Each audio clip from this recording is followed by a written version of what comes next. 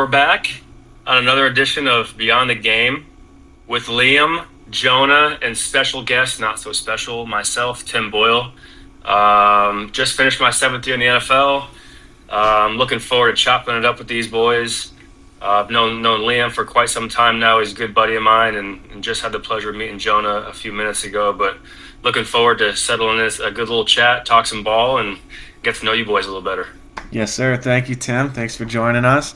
And 7th year in the league, as you mentioned. I think 7th season, 8th overall. I think might be 7. Just finished 7th. Okay. Yep.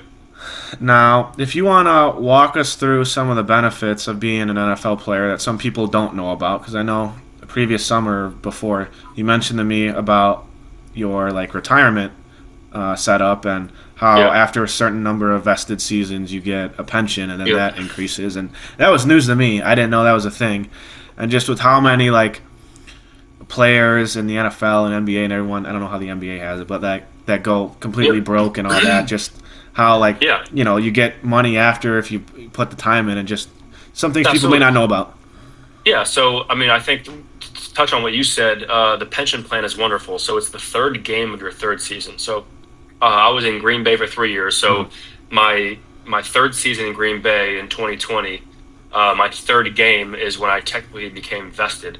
And once you become vested, you get a certain amount of benefits after you retire. So after the age of 65, I get a check from the NFL every year due to the fact that I've put my time into the NFL, and it accumulates the more years you have in the NFL. So I think they add probably $400 or $500 to this pot of money that you get after you retire. So it's kind of out of sight, out of mind for me right now. Sure.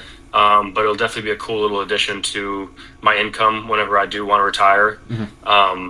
But I'd say honestly, the best part right now, and I'm right in the middle of it, is my off season. The benefit. As much as the in season is such a grind and it's Groundhog Day, it's 7 days a week, it's go. The off season, I have 4 legitimate months right now where I don't have a single football obligation other than to train and better my game. Sure. So 5 days a week I'm training. So I'm in New York City right now. I drive into New Jersey, kind of a weird backwards commute. Most people do the opposite. Yeah. But I train in New Jersey 5 days a week. I throw with my private quarterback coach 2 to 3 times a week. So I'm putting in the work that I want to put in my off season. But when it comes to my nights or weekends, I have no obligations. If I wanted to next week, just pick up and go on a cool vacation somewhere, I could. I don't have to take vacation days or whatever. So I do think the benefit that a lot of people don't talk about is the fact that we do have a 4-month off season right after the season, where you do have to take care of business and progress your game and mind. But I pretty much have the flexibility to do whatever I want. And I'd say another cool thing about being in the NFL is, especially in the city, and I played with the Jets for a year and I just finished with the Giants. A couple of people in the city kind of know my name at certain restaurants. So I'll walk in and they'll give me a cool table at a restaurant, or if a restaurant is booked for that night and they see me or they hear that I'm coming, they get me a table. So it's cool things like that. I don't really take advantage of it ever, but it is cool that I've played on both New York teams. And there is a slight benefit to being in the city when some people did follow me when I was with those teams. So, but I'd say the biggest thing right now is, and like I said, I'm in the middle of it, is my off season. But definitely the pension plan at the end of it is wonderful when I retire. But that's just a short little list of all the benefits and the cool things about being in the NFL. I think I was just telling Jonah this a couple minutes before we started this call, that I know you reserved it in 2021 when my family and when we came out to see you in Detroit. I know you reserved it, but it was I forget the name of the steakhouse. There was some really nice 4 or 5-star steakhouse, and you had reserved the back room, and you were really cool and tight with some of the workers there. And then I just when we were leaving, I just walked out and passed Victor Oladipo sitting with the common folk. I was like, oh my God, that was crazy. Yeah, so that's the cool part, and I've learned to do that as well. I think every human being should learn how to properly make connections. Mm-hmm. and stay in touch with people and not burn any bridges. No, yeah, and you are so classy and so nice to people and so grounded. That's actually a question coming up here, but yeah, I appreciate you. Of course, I appreciate it. But to get back to what you're saying, it's I went to that steakhouse 3 or 4 times, and I have a good rapport. I spend a little bit of money there. Like I got to meet the owner, and all of a sudden, I reach out. I'm like, hey, I got a special family with me. Can we get the back room? And he's like, oh, not a problem at all. So I think that's been a cool part of my journey as well. Is just the amount of people I've been able to meet. Being even at going to UConn for 3 years, and transferring down to Eastern Kentucky, and 3 years in Green Bay, 2 in Detroit, with a brief little stint in Chicago. And then I was with the Jets, and then I got released, and I got picked up by the Texans, and then Miami, and then the Giants. So like I've been able to meet so many cool people along this journey of mine that I've been able to stay in touch with and see as much as I can, but staying in touch with people and trying to build those relationships, because as much as I would love to, build a relationship with someone so I can set something up for myself, that's cool. I also want to share. I want to share it with my friends and family as well. So, yeah, it's that was a good time in Detroit. I'm glad that you remember that. That was a good one. That was a good one. I was just telling Emma, I was like, yeah, when we were in Detroit, I think Tim ordered like $30 bacon, and I was like, oh my god, what the hell? The thick cut bacon always goes. That was really good. I was like, I've never heard of this before. It always goes down easy. Yeah. And then, how do you deal with some of the hate that comes with the job, being a backup quarterback, and the backlash and scrutiny sometimes you face? I know you're not really big on taking it in, so I kind of already know the answer, but just with some of the the online stuff, and if you don't perform well in a game, if you get like thrust in there. It's definitely real. It exists. Yeah. I mean, we all know it exists. I deal with it at a little bit bigger of a scale than normal people, I guess, just because of the public, how public my job and my face being a quarterback is. Yeah. But I kind of hit this realization a couple of years ago, man. And I think I've told you this, Liam. No one who's doing better than you is going to talk smack about you. So, if you change the way you view it, if someone's going to talk bad about me, 9.9 times out of 10, they're doing way worse off than I am. Like, I'm not the type of person to look down on someone and talk about them. So, I think the sitting behind a computer or a phone and saying things with no repercussions is it's phony. It doesn't really land. And I've kind of trained my brain to view it as a compliment, as much as I do have a human emotional scale of wanting everyone to like me. At the end of the day, no one knows me truly at my core. They might see me on the field, they might see me play football, how I conduct myself on the field, and they assume the worst of me from that. But I think if anyone were to sit down with me for 5 to 10 minutes, they'd understand who I was, and I think they'd change their opinion. So I don't really take it that personally anymore. And to be quite honest with you, I'm living my dream, and I love it every day. I have a really good family. I have really good friends. I have a small group of people that I trust in my circle. I don't need a big one, and I really don't try to pay much attention to the people who are trying to put me down. And I think I told you this at my camp too this past year, is the only time you're supposed to look down on someone is when you're helping them up. So like, as corny as it sounds, like I do think it's extremely true. Like, I don't think it's proper to look down on someone who's not doing, if they're doing worse and you're looking down on them, laughing and wanting to say certain things about them, I think it tells a lot about their character. So, there's definitely a human aspect, and it bugs me every once in a while because there are some mean things out there that are said, but at the end of the day, I've kind of changed my brain to view it as a compliment because they're confirming that I'm just doing better than them. Jonah, sure you might have dealt with this on like a much smaller scale, but both you guys being quarterbacks, how was it? Was any of that kind of like that for you at all? I'm sure on a much smaller scale, of course, but yeah, definitely not on as big as scale for sure. But you just kind of gotta. I was always like a get off social media guy. Like, I didn't try to do anything. But I mean, there are definitely some times that like family members, like they'll like see something and then they'll like send it to me, and just that stuff. I guess I feel like it didn't hurt me as much as like, I don't know, like I don't want like my parents or like my friends to see something like bad like said about like that would kind of like rub me the wrong way. But absolutely, that's a good point. Yeah, but yeah, it doesn't just affect you. I mean, it's takes a village, and your people who are right there in your corner definitely feel it as well. Yeah, for sure. But yeah. Now you're saying hard job, though. that you had obviously you had a quite the busy 2024. Three total teams. Started off in the preseason with the Texans, then moved over to Miami, then ended up on the Giants, and you had a decent year overall. The 276 yards, a touchdown, a pick. I mean, nothing crazy, but I mean nothing horrendous either. Not that bad.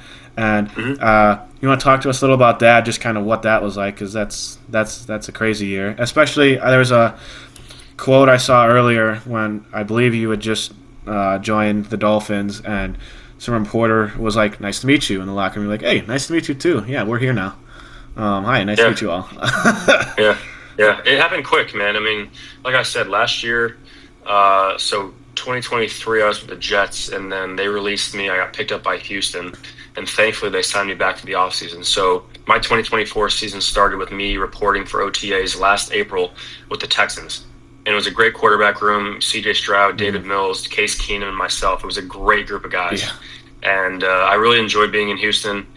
Fast forward through training camp and preseason, I played really well. Yeah, you all played really well in the preseason. Yeah, I felt really good. I think Case injured his foot in the last preseason game. I played well. Whatever happened, there was a situation where so they were going to sign me to the practice squad, but there's a certain rule in the NFL where you can only have a certain amount of vets, which is like six plus years on practice squad. So I think they needed to wait a few days to sign me. And in the meanwhile, during those few days, Miami was calling, and Mike McDaniel gave me a call and was like, "Hey, we want you." So that's cool. After talking with my agent, I was like, you know what? It's a good opportunity. It seems like they really want me, and they have a spot for me. So I went to Miami, and that's a huge change, obviously, right? Because you just finished training camp, you were bleeding, sweating, crying with these guys for all of training camp, just balled with them and preseason ball, and all of a sudden you're showing up day one, looking at the first week in live bullets, Tua Tagovailoa is starting quarterback, and I'm walking in trying to grind and learn the offense. So I definitely had to learn super fast the culture, the environment, the facility, where I was going, meeting rooms, locker room, weight room, where's the practice? Like, you have to learn on the fly. But I really enjoyed my time in Miami. But it's crazy what happened with Tua. I mean, that was right away. Yeah. Tua got hurt. Skylar Thompson played against Seattle. I was the backup. Skylar went down, so I played. And this was my 2024 was tricky for me because all three games I played in, I did not have proper time to really sink my teeth into the offense. Yeah, I think I was only with Miami for about 2.5 weeks when I first played, and their offense is pretty tricky. So it was a lot of studying. It was a lot of flashcards. It was a lot of time on task. But again, I feel like I played well in that Seattle game. Fast forward a few weeks, Tyler Huntley is starting against the Colts. He goes down, and I finished that game. Felt like I played really well. And fast forward a week and a half, 2 weeks, they cut me. It's one of those weird things where it's out of my control, and that's the weird part where, I've done everything you've asked, right? I came here, you guys wanted me, I learned the offense, I stepped in when I needed to, and I played pretty well. And then all of a sudden you're cutting me. It was like ego shot, what did I do wrong here? You really have to look in the mirror and be like, all right, am I off base here? Did I not put my best foot forward? And at the end of the day, you kind of have to just understand that it's not in my control, and there are people above me who make roster decisions, and all I can really do is learn from it and appreciate my time with the people that I did meet. I got to live in Miami, Florida during a football season for half a year, which was awesome. Waking up to palm trees and being in Miami was incredible. I mean, I had a really, the team was great. But it was strange to get cut. And then all of a sudden I'm back in Middlefield, Connecticut, back where I was born and raised. And I was on the street for 2 weeks hoping I was going to get a phone call. And, it's always weird in season because these teams have their quarterbacks. They have their rosters. So I'm every week, did a quarterback get injured? What's going to happen to me? It's really one of those, am I going to play football ever again? It's really strange. And thankfully the Giants reached out, and they didn't even offer me a contract. They just said, hey, we're going to have a quarterback tryout. We're going to bring you and a couple other guys in, and then may the best man win. Really, in the middle of the season? That's weird. I haven't heard of that before. In the middle of the season. Neither have I. But I was like, I have confidence in myself. I'm not afraid of a little competition. So I went in, threw the hell out of it, won that job, and then the Giants signed me. You don't got to say who, but like how many other guys were there? There was 3 other quarterbacks. Okay. Yeah, 3 other quarterbacks. They all could spin it, but I mean, thankfully I've been around the block long enough. Like I know what I'm doing. I can throw it well enough, and I think they liked the fact that I could learn their offense fast. But this was right when they benched Daniel Jones, and Daniel and I had 1 week overlap, and he was incredibly impressive. I really enjoyed my time around Danny Dimes. He's a good man. He's a really good quarterback. The ball spins out of his hand. He can throw it, and I'm glad he landed on a good team with the Colts, and hopefully he gets a good opportunity. But when they released Daniel, they signed him to the 53-man roster, and then fast forward 10 days, I'm the backup quarterback for the Thanksgiving Day game against the Cowboys. Drew Lock's playing, and I'm like ready to go, because as the backup, you have to be ready to go like that, just in case of injury. And then a few weeks later, I'm the backup against the Ravens, and Tommy went down. Who was it? No, sorry, was it Tommy? I think it was Tommy. Yeah. Tommy went down, and I finished the game, threw that touchdown. Did throw the pick, but I'm proud of myself for this past year, because I wasn't dealt very easy hands.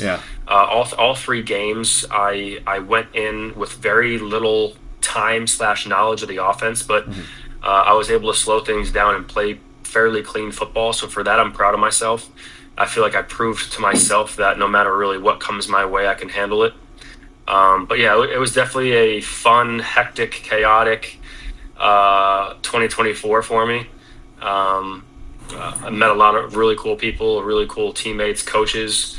But I was glad for sure to see the offseason. I needed a little deep breath. I needed to reset a little bit. I plopped my butt on a beach in Mexico with my lady, and we were able to relax and just decompress, talk about the season and just how crazy it was, and then finally get back to New York City and hunker down and get back to work for the offseason. That's awesome. Yeah. Now we got we got a fun thing for you to do, and then we got a little challenge for you. You ready? Talk to me. All right. You want the fun thing first? You want the challenge? Dealer's choice. All right. We'll give you the fun thing first. So I have some of the best acronyms in football, and you're gonna rank them your top 1 through 5. Give them to me. All right. So I'll say it first. We'll blind rank them. I'll say it first, then you'll put them in a spot, and then we'll continue. AP. AP? Yeah. I'm not understanding. So Adrian, there's gonna be players' names. Players' names. Okay, thank you. Adrian Peterson. Okay, sorry, yes. My bad. Yeah. You'll recognize the other ones a lot easier than that one. That one's okay. That one's fair. Adrian Peterson. Okay, my bad. Players' names. I'm back in it. Talk to me. All right. Where's he at? Blind rank. Put him 1 through 5. Oh, we're talking about players. Yeah. Well, just the acronyms, not the players themselves. Just how cool the acronyms. AP? Yeah. AP. AP. I mean, 2. Okay. All right. I'm leaving space for 1. All right. CJ2K. CJ2K. Chris Johnson, Tennessee Titans running back. Chris Johnson. Dog. 3. Okay. MVS. Marquez. Yes, sir. So, fun fact, I actually threw my first touchdown in preseason ever, my rookie year, to Marquez Valdez-Scantling. It was a little flag route, and he made a brilliant catch. But he's a good buddy as well. He's been fun to keep in touch. MVS is a great little MVS. That's probably I put at 4. I can't give him 1. Yeah, that's fair. I originally saw this on TikTok when someone was asking MVS these names. So, little fun fact there. Really? Yeah. That's awesome. OBJ. I mean, from a name standpoint, it's got to be number 1. Like, it's a legendary, just like, that's OBJ. Like, he's turned his name into a brand, and it was cool to be teammates with him when I was down in Miami, just to kind of understand who he was, and it was cool to see his work ethic, but he still did it every day of practice. He had the one-handers, man. It was incredible. And I put OBJ at 1. And then speaking of brands, this is also someone you kind of share one with, TB12. See, if I knew that I would have put him at 1. I'm a huge Tom Brady guy. Being in Connecticut, growing up a huge Patriots fan. I grew up watching Tom Brady win Super Bowls. I mean, he was my idol growing up. You know, he's the reason why I wanted to play quarterback. So, I mean, if I could switch, Yeah, I'd probably sure. put him at 1, but we'll put him at 5 since it was the open spot. All right, fair enough. And then now for the challenge here, can you name every person you've thrown a pass to in the regular season? Regular season? Yeah, Every person? you've thrown 5 touchdowns to 4 people. Oh, we're talking touchdowns? Yeah, touchdowns. Touchdowns. Yeah. You've Taylor thrown. Decker. Yeah. You've thrown to some, like, all these receivers are great, and then Taylor Decker. That's a unique one. That's cool. Taylor Decker, Yep. offensive lineman, Seattle. Yep. Amon-Ra St. Brown. Yep. Malik Neighbors. Yep. Garrett Wilson. Yep. Those, and then he threw one to Amon-Ra again. That's your. That's your Amon-Ra, yeah, that's my second one. Yeah. Yeah. That's funny, yeah. That's some pretty damn good receivers on that list. Yeah. Yeah. Garrett Amon-Ra Wilson, St. Brown, Malik, Garrett Wilson. Amon-Ra. You got the future wide receivers. You got the up next guy. My first touchdown in the NFL in a live game was to Amon-Ra St. Brown. Yep, against the Falcons. Dude, he's incredible, man. His rookie year, he was so impressive. Just like how he operated, it was so businesslike. He did not take his foot off the gas at all. Like when it came to preparation, getting his body right, his mind right, his knowledge of the offense. I mean, he's incredibly impressive, and it's been cool to see. His brother was a teammate of yours on the Packers for a little bit, right? Yeah. Equanimeous St. Brown. We came the same. Yeah, Equanimeous, really good guy. He's we call him EQ just for short because it's a little easier to say. EQ, but completely different types of receivers. I mean, EQ is 6'5", 225, 230. Amon-Ra is maybe 5'11", probably 6 foot. Yeah. They're just two different body types and Yeah. two different receivers, but extremely talented. I mean, it's cool that two brothers were able to play receiver in the league at the same time. Now, you're, like I was saying before, a really humble and grounded person. Not football related, but what are some of your keys to success in life, as from a person standpoint? Ooh, that's a good question. What just came to my mind is not taking things too seriously.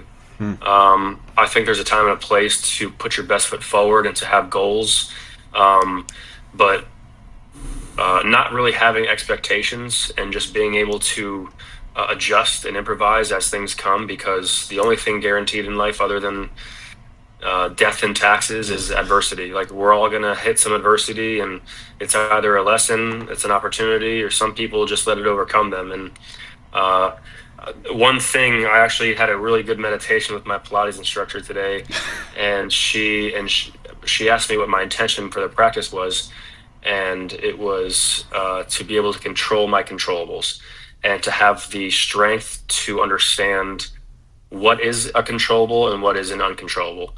And I think it's a brilliant thing to try to learn as a human being, because other people can piss you off, other situations can piss you off, but at the end of the day, you do have the keys to how to handle it or react to it. I will say meditation, journaling has been a huge part of my life, just to try to keep my mind sharp between the ears. But I really am a huge component of having good people around you. You know, you're a product of your environment. Wherever you work, wherever you spend your time, whoever you talk to, it really does influence you. So I've been very intentional with who I spend my time with, who my friends are. You know, I've cut people out of my life. I've had new friends based off of what I think I needed. And it's not a selfish thing, but it's, you know, sometimes people drag you down, some people lift you up. And I have a very good group of people, friends, family, teammates, who I love being around and make me better. So I think the big thing was not taking things too seriously. I journal, I meditate, I actually spend time as a man in 2025 thinking about things and feeling how I'm feeling and not trying to bury emotions down and just trying to process it as it comes. And like I said, adjust and improvise as I need to. But to be quite honest with you, as easy as I might make it look sometimes, Liam, it's pretty difficult. You know, I have bad days, I have good days. I'm not perfect, and at the end of the day, I really do try to give myself grace every day, because someone told me this, I can't remember who, but it stuck with me. This is my first time living this life. It's Liam's first time, it's Jonah's first time. We're all trying to figure this out the best we can. I think we're all trying to do the best we can. And if it falls short and you feel like you're judging yourself, I try to lean into some grace, because this is my first time. I know I'm doing my best. I know I'm a good person at the end of the day, and I just got to give myself some grace. I like that. Yeah. Yep. Really, good question. Really good, soundful advice there. I know you're kind of a really big thinker in that aspect. I am. Now, speaking of some of your friends, I was just talking to one earlier today. Who dat? Uh, and I was doing a little bit of research, and year 3 of the Marcus versus Timmy golf matchup opened up with Marcus minus 140. Do we have any odds on that? Do we have any thoughts? Whatever the odds are, you always take me. Marcus is a good golfer. He's a solid fellow, good golfer, great heart. But when it comes time to golf against me, he craps down his leg, and I hate to say it in such blunt fashion.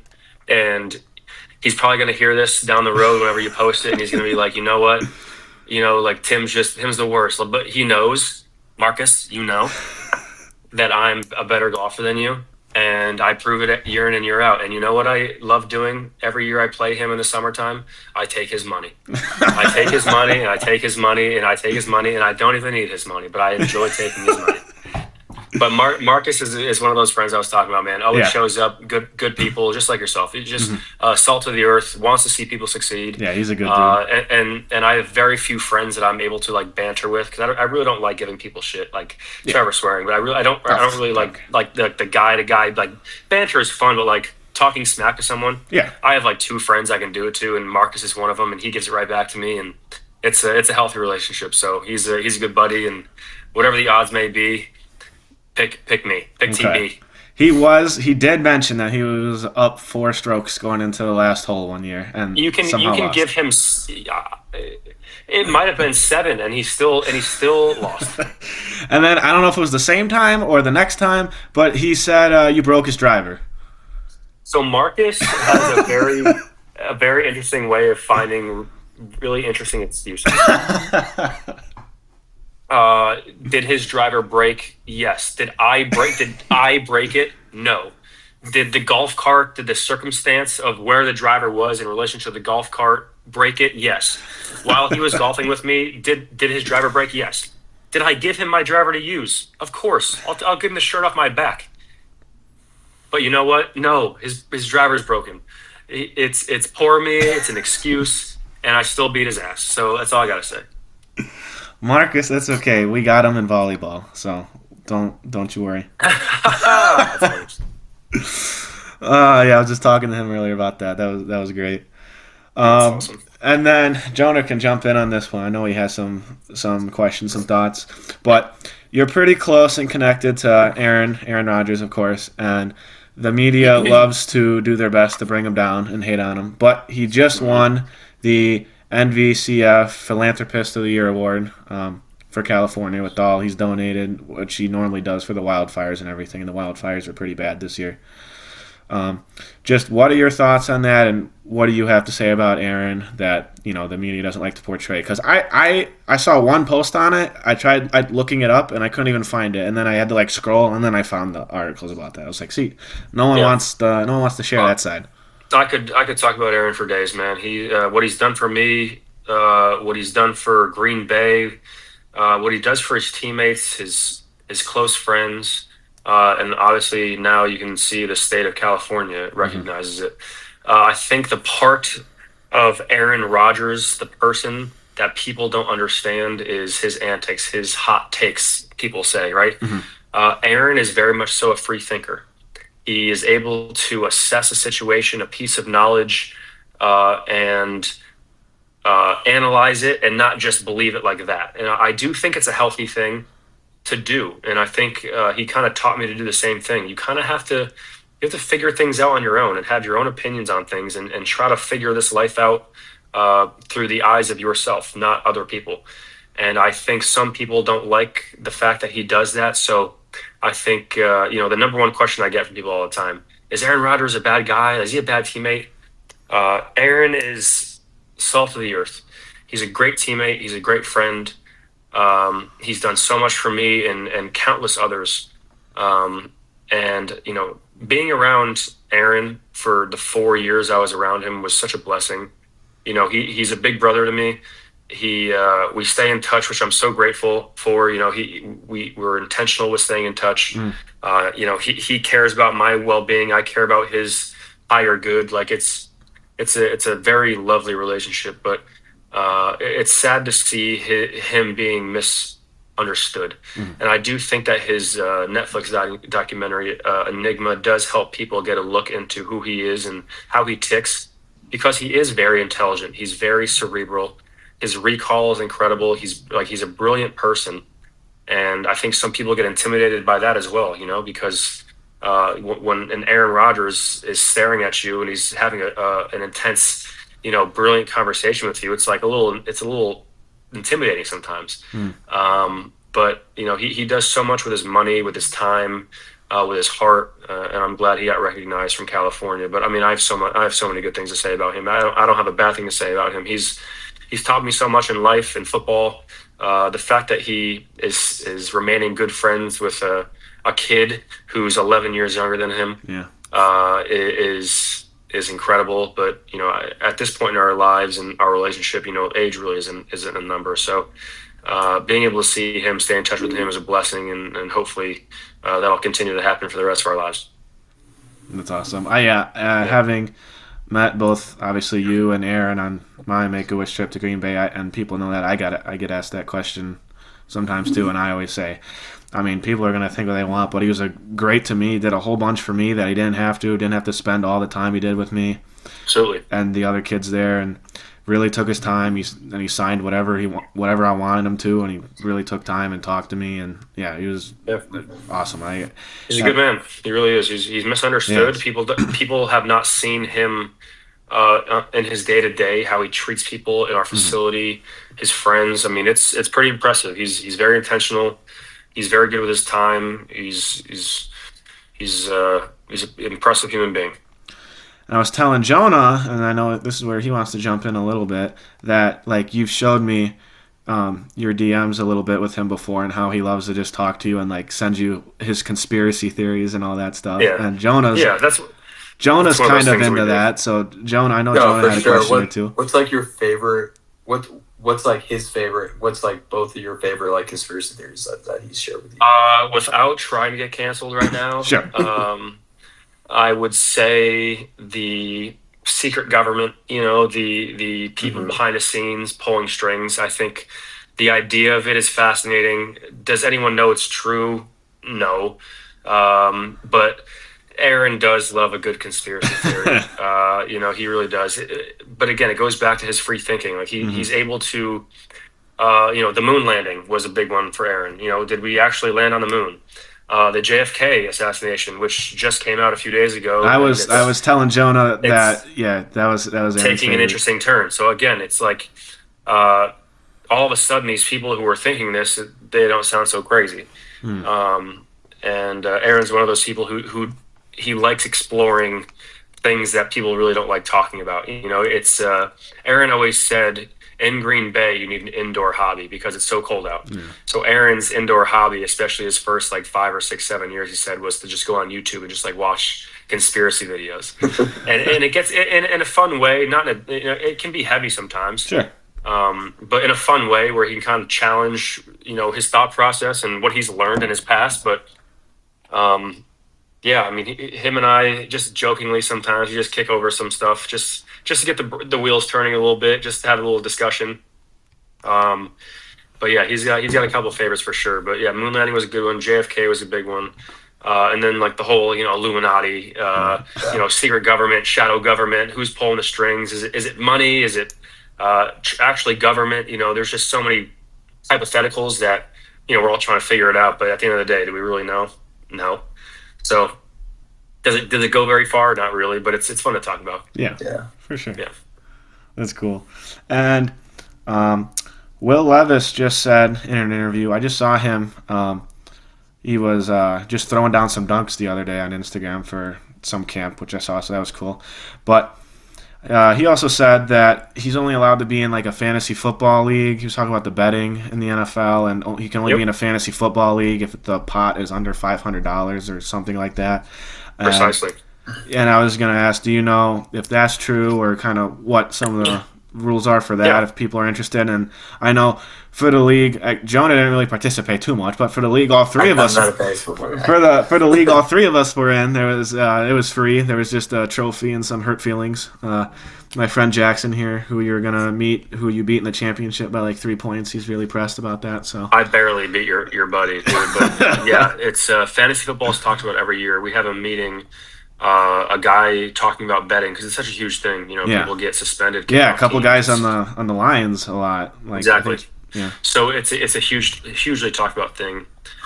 So every year during training camp, we have someone who comes in and talks about sports betting, gambling. Okay, that's cool. I didn't And, know it was a yearly thing. That's Yeah, good to know. and they if you have like a sports book on your phone, I mean the NFL can track where you bet. So if you bet in a facility, you're toast. You're cooked. You're allowed to bet on other sports, just not on like team grounds and stuff like that. Right? You can't even do it on team grounds. No betting on team grounds. So it's one of those things. And yeah, fantasy football. I don't think the pot can exceed like maybe I think Will said 5. I remember 4. It might be somewhere in between there, but every time I play fantasy football, it's not for money; it's for pride, as it should be. As it should be. Okay, very cool, very cool. Yeah. And then, lastly, here I think that I have is coaching potentially in your future? Because I know you're a really big X's and O's guys, and Good question. some of the film breakdown on YouTube of you and your some videos that I see talk about how you're really quick and really good with the X's and O's of the game, and like you know it really well, and that a lot of people out there think you'd be a pretty decent coach. I think I'd be a good coach, Liam. I really do. Sorry to cut you off right there, but I was just gonna say because your friend and teammate and the guy you were battling with in Detroit, David Blau, he's assistant right now for the Redskins. Commanders. Sorry. Assistant QB coach. So David is a brilliant coach as well. Super smart X's and O's, and he expresses his want and need almost to coach, because he wants to stay in football. And I'm so happy for him because he's doing what he loves and he's going to be really good at it. And I think he's going to be a head coach one day. Would I love to coach, Liam? Absolutely, I would. My only counter argument would be time. As I sit here right now in New York City talking to you guys, I view my life as a present father. I want to be a present husband and a present father in my future life, in my future family's life. And coaching is tough. It really is. It's long hours. You don't see your family often. The job security is tough. You're in New York for 2 years. You get fired. You're in Seattle for 4 years. You land a coordinator job in Texas for 3, and then it's hectic, and you have to find the right partner, a flexible family. But the true answer is yes. I'd love to coach. I wouldn't work a day in if I coached. I'd love it. The hours are tough, but being around football, being around the guys, being around the sport would be incredible. But I don't think it's conducive for a healthy family environment at times. Yeah, off season's different. Completely fair take. Off season's different, but in season, I see these coaches and they're in the office at 6 o'clock in the morning. They leave at 10 o'clock at night, and I want to be able to wake my kids up and put them to bed. And I don't know if right now I'm trying to look ahead into my life and see what it looks like. Could it change? Of course. And like I said earlier, making the connections I've made in football, I think I could enter coaching pretty easily whenever my playing career is done. But I got to seriously think about that one because once I go down that road, I think you want to be would really love to it. Yeah, I want to be committed to it. Sure. And I think who I'm with, who I'm dating, who I'm married to is a big part of that because they have to be flexible and willing to move and understand that, I'd be the one coaching and making a good majority of the money, and they'd be at home taking care of kids, and it has to be a talked about thing, a very intentional thing. So, sure. To answer your question, yes, I would like to do it, but I think things have to fall into place, of course, for me to do it. Yeah. You said it in one of our first interviews that you want to keep playing until all 32 teams tell you no, and then and only then will you think about hanging it up. Is that Yeah. so? The Oh yeah. coaching maybe is that still the goal for playing as you're Yeah. sitting here I want to play. I'm 30 going to now? play until the wheels come off. I'm going to play until the wheels come off, brother. I've been blessed to extend my football career 7 years after Mm. college. Um, I know I can still throw the rock. Yeah. I know I'm smart. I know I'm great for a locker room. I'm great for a quarterback room. I just need an opportunity. That's how it goes every year. And every year in the NFL, I've scratched and clawed, Mhm. making teams and practice squads, and it's fun. And I don't want it to ever stop. The inner child in me doesn't want it to stop, but I do know football does come to a halt, and dealing with those emotions whenever they do come will be challenging. And Of course. I'll definitely lean into my family and friends and my girlfriend for that. But yeah, brother, I'm gonna stay ready. And right now I'm a free agent. I got a couple things cooking, but we'll see what happens. I mean, once OTAs start in April, most teams have their roster, and uh, after the draft, things will shake up a little bit too, just Sure. because quarterback rooms are not fully settled right now. But Yeah. I mean, if I'm not on a team by OTAs, I'm not just gonna fold it up and go coach. Like Oh I'm yeah, of course. training. I'm staying ready. Yeah, I'll yeah. definitely give it. I'll definitely give it a football season's year Mhm. of due to injury and Yeah, exactly. connections I've That made. happens quite a bit. Um, Guys are sitting on the but if couch one week and then exactly, but if there's a year where I don't touch a football team, and there come next off season and there's nothing, and then I might have to reconsider my future. So right now I have to be very present. I'm where my feet are. I'm enjoying today. I can't really think about tomorrow much. It's kind of challenging because I want to have a plan. I want to be valued. I want to be on a team and yeah. sign a contract. But I have to very much so be where I'm at right now, Mhm. uh, and not think too much about the future. But yeah, I'm gonna keep playing until they don't want me. So we'll see what happens. There you go. Bunch of good looking men on this FaceTime right now, this Zoom chat. So Oh hell that's all I yeah. can say.